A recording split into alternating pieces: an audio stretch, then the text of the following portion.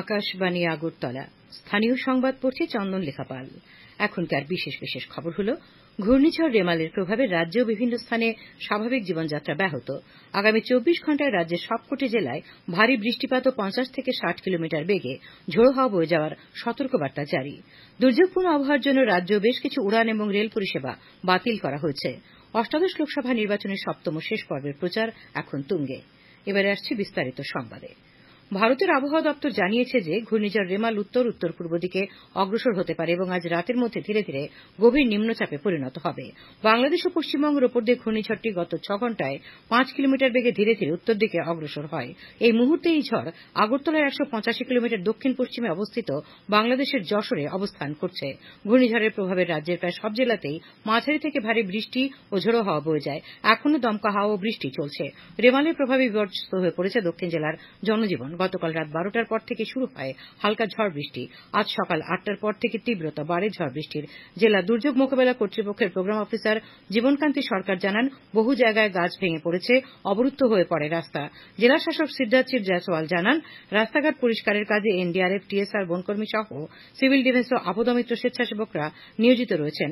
জোলাইবাড়ি ব্লকের এসএসবি ক্যাম্পে এনডিআরএফ জওয়ানদের প্রস্তুত রাখা হয়েছে। ভেঙে পড়েছে একটি জাতীয় সড়কের নির্মীয়মান অংশ। কৈলাসহরের এসডিএম প্রদীপ সরকার জানান, পরিস্থিতি মোকাবেলায় যথাযথ প্রস্তুতি নিয়েছে প্রশাসন। রাজস্ব পরিদর্শক ও তহসিলদারদের সময়ভিত্তিক রিপোর্ট দিতে বলা হয়েছে। পরিস্থিতি বিবেচনায় আপদমিত্র ও সিভিল ডিফেন্স ভলান্টিয়ারদের প্রস্তুত রাখা হয়েছে বলে তিনি জানান। এদিকে গতকাল রাত থেকে ধলাই জেলা জুড়ে শুরু হয়েছে প্রবল বর্ষণ। বিপর্যস্ত হয়ে পড়েছে জনজীবন। ধলাই জেলার জেলা শাসক ও সমাহর্তা সাজু ওয়াহিদে জানিয়েছেন, এখনো পর্যন্ত জেলায় তেমন কোনো ক্ষয়ক্ষতির খবর নেই। জেলা প্রশাসনের পক্ষ থেকে সব ধরনের ব্যবস্থা রাখা হয়েছে। তিনি বলেন, সতর্কতামূলক ব্যবস্থা হিসেবে জেলা প্রশাসনের পক্ষ থেকে একটি কন্ট্রোল রুমও খোলা হয়েছে। গোমতী জেলায় গতকাল থেকে হালকা বাতাস ও মাঝারি বৃষ্টিপাত চলছে। বৃষ্টিপাতের জেরে গোটা জেলায় স্বাভাবিক জনজীবন ব্যাহত হয়েছে। গোমতীর জেলা শাসক তরিতকান্তি চাকমা জানিয়েছেন, গতকাল বিভিন্ন দপ্তরের আধিকারিকদের নিয়ে জেলাভিত্তিক বৈঠক করা হয়। বৈঠকে সতর্কতামূলক যাবতীয় প্রস্তুতি নেওয়ার পরামর্শ দেওয়া হয়েছে।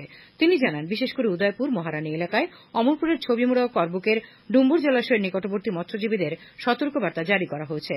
তিনি আরও বলেন, গোমতী নদীর জলস্তর ক্রমশ বৃদ্ধি পেয়ে বিপদসীমার কাছ দিয়ে বয়ে চলেছে। বিপর্যয় মোকাবেলা দপ্তরের গোমতী জেলার ব্রাঞ্চ অফিসার রাকেশ চৌধুরী জানিয়েছেন, জেলার 3টি মহকুমায় 25 থেকে 30টি শেল্টার হাউস চিহ্নিত করে রাখা হয়েছে। গোমতী এবং দক্ষিণ জেলার জন্য এনডিআরএফ এর একটি টিম দক্ষিণ জেলার শান্তির বাজারে প্রস্তুত রাখা হয়েছে। সিপাহীজলা জেলায় মাঝারি থেকে ভারী বৃষ্টিপাত হলেও আজ সন্ধ্যে পর্যন্ত কোথাও কোনো ক্ষয়ক্ষতির খবর নেই। সিপাহীজলা জেলার অতিরিক্ত জেলা শাসক সুব্রত মজুমদার আকাশবাণীর সিপাহীজলা জেলা প্রতিনিধিকে জানিয়েছেন, সিপাহীজলা অভয়ারণ্য সংলগ্ন এলাকায় আগরতলা সাবরুম জাতীয় সড়কে 3টি গাছ ভেঙে পড়ায় দীর্ঘক্ষণ যান চলাচল বন্ধ ছিল। পরে টিএসআর জওয়ানরা গিয়ে গাছ কেটে রাস্তা পরিষ্কার করলে যান চলাচল স্বাভাবিক হয়। উত্তর ও খোয়াই জেলার জেলা সংবাদদাতারা জানাচ্ছেন, উত্তর জেলাতেও বৃষ্টি হচ্ছে, খোয়াই জেলাতেও প্রচুর বৃষ্টি হয়েছে। বৃষ্টির কারণে স্বাভাবিক জীবনযাত্রা ব্যাহত হয়েছে। এদিকে আগরতলা আবহাওয়া দপ্তরের পক্ষ থেকে জানানো হয়েছে, আগামী 24 ঘণ্টায় রাজ্যে বিক্ষিপ্তভাবে বজ্রবিদ্যুৎ সহ ভারী থেকে অতি ভারী বৃষ্টিপাত, সঙ্গে ঘণ্টায় 50 থেকে 60 কিলোমিটার বেগে ঝোড়ো হাওয়া বয়ে যেতে পারে। তাছাড়াও 70 কিলোমিটার বেগে আকস্মিক দমকা হাওয়া বয়ে যাওয়ার সতর্কবার্তা জারি করা হয়েছে। রাজ্যে আগামীকাল তাপমাত্রা সর্বোচ্চ 30 ডিগ্রি সেলসিয়াস এবং সর্বনিম্ন 25 ডিগ্রি সেলসিয়াসের কাছাকাছি থাকবে। আজ দিনের সর্বোচ্চ তাপমাত্রা ছিল 26.9 ডিগ্রি সেলসিয়াস এবং সর্বনিম্ন 25.8 ডিগ্রি সেলসিয়াস। খবর প্রচারিত হচ্ছে আকাশবাণীর আগরতলা কেন্দ্র থেকে। দুর্যোগপূর্ণ আবহাওয়ার পরিপ্রেক্ষিতে আজ আগরতলার এমবিবি বিমানবন্দর থেকে দিল্লি ও কলকাতাগামী 8টি ফ্লাইট বাতিল করা হয়েছে। তবে আগরতলা থেকে বেঙ্গালুরু এবং গুয়াহাটিগামী ফ্লাইট যথারীতি চলাচল করেছে। বিমানবন্দরের অধিকর্তা আর সি মিনা আজ এই খবর জানান। ঘূর্ণিঝড় রেমালের কারণে সতর্কতামূলক ব্যবস্থা হিসেবে আজ আগরতলার সাবরুমের মধ্যে 3টি ডেমো ট্রেন বাতিল করা হয়েছে। একটি ট্রেন সকালের দিকে চলেছে। আগরতলা শিলচরের মধ্যে আজ এবং আগামীকাল যাত্রীবাহী ট্রেনগুলি বাতিল করা হয়েছে। ধর্মনগর আগরতলার মধ্যে ডেমো ট্রেনগুলি যথারীতি চলেছে। দূরপাল্লার সবগুলি ট্রেন যথারীতি চলাচল করেছে বলে জানিয়েছেন আগরতলা স্টেশন মাস্টার। পশ্চিম ত্রিপুরা জেলা শাসক ড বিশাল কুমার আজ জেলার অন্তর্গত জলমগ্ন নিচু এলাকাগুলি পরিদর্শন করেন। সঙ্গে ছিলেন এসডিআরএফ এর কর্মীরা। পরিদর্শনকালে ড কুমার জানান, পরিস্থিতি নিয়ন্ত্রণে রয়েছে। তাছাড়া সমস্ত নাগরিকদের নিরাপত্তা নিশ্চিত করতে জেলা প্রশাসন রাজ্য এবং কেন্দ্রীয় সংস্থাগুলির সঙ্গে সমন্বয় রেখে কাজ করছে বলেও তিনি জানান। ঘূর্ণিঝড় রেমালের তাণ্ডবে বাংলাদেশের উপকূল অঞ্চলে জলোচ্ছ্বাস ও ব্যাপক ক্ষয়ক্ষতির সংবাদ পাওয়া গেছে।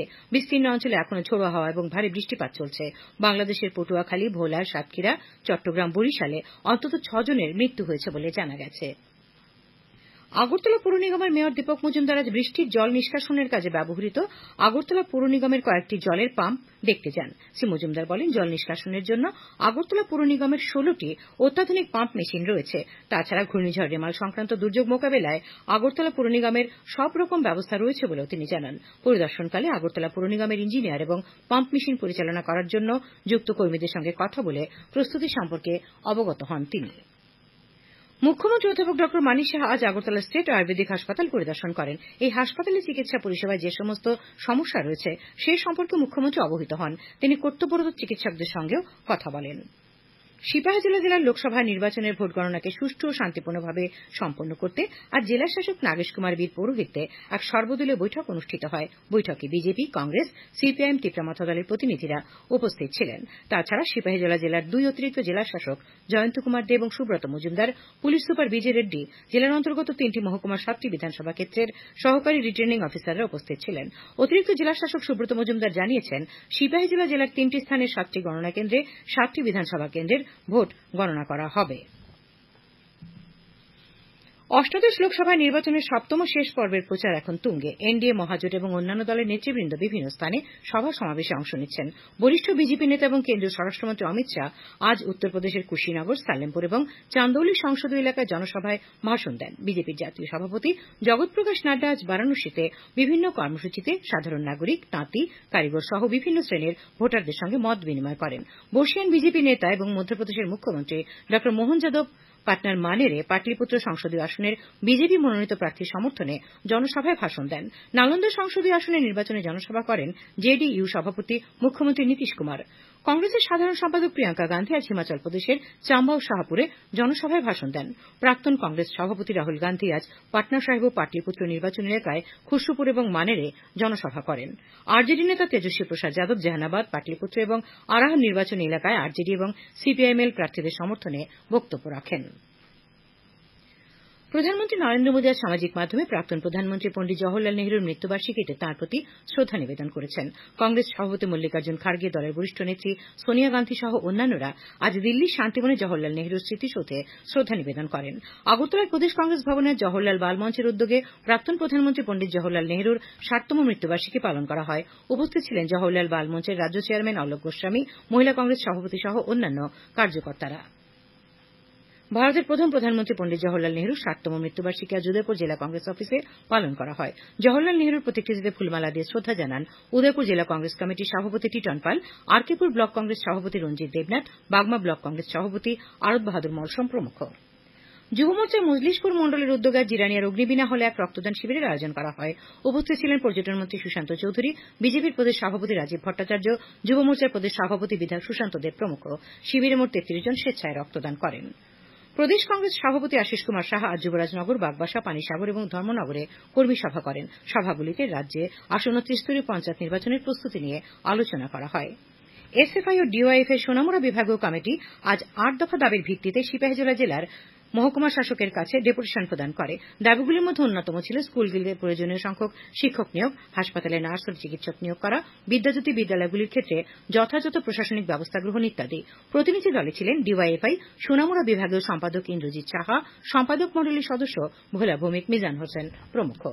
শেষ করার আগে খবরের বিশেষ বিশেষ অংশগুলি আর একবার। ঘূর্ণিঝড় রেমালের প্রভাবে রাজ্যেও বিভিন্ন স্থানে স্বাভাবিক জীবনযাত্রা ব্যাহত।